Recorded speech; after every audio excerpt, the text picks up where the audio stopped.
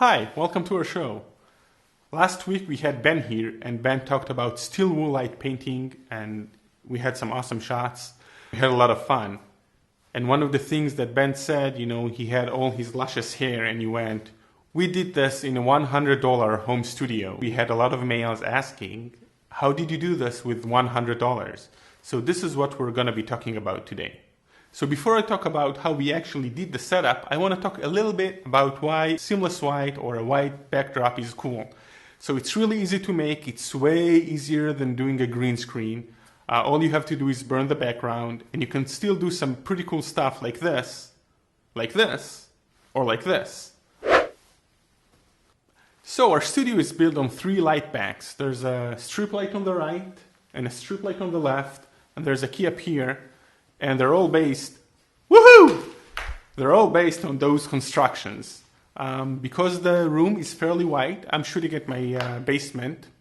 So because the room is fairly white, I don't have to worry about a fill light. It gets bounced off the walls. So we're gonna deal with electricity. We're gonna wire bulbs.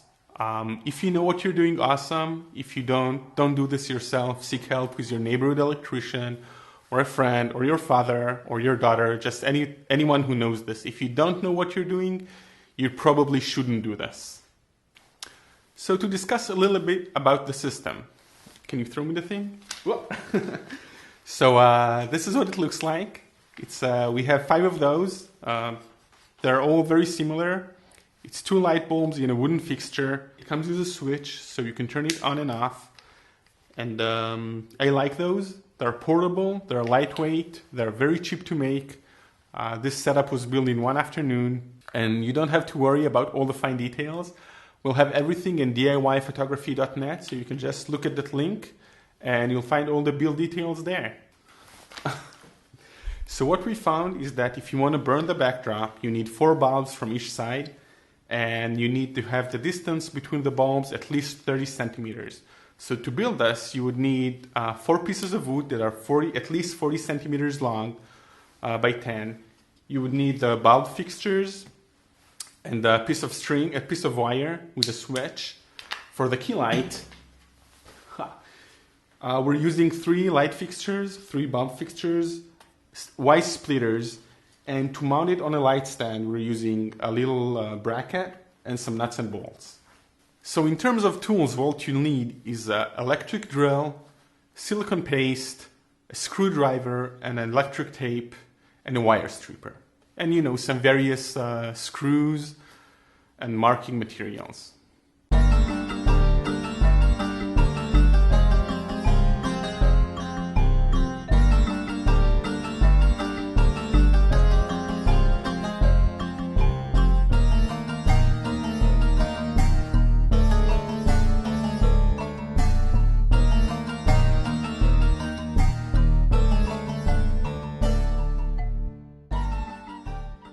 So to discuss a little bit about light bulbs. As I've already said, we're using 4 bulbs on each side and 4 bulbs for the key.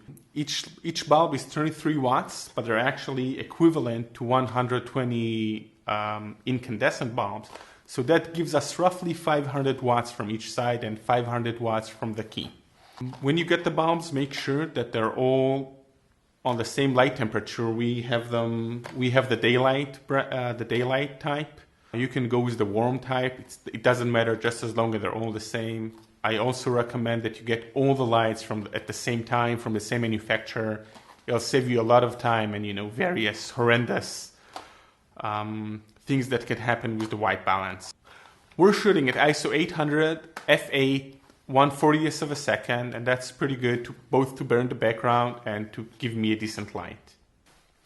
So to sum up, white backgrounds are cool, they're awesome, they're easy to make, they're cheap, less than $100.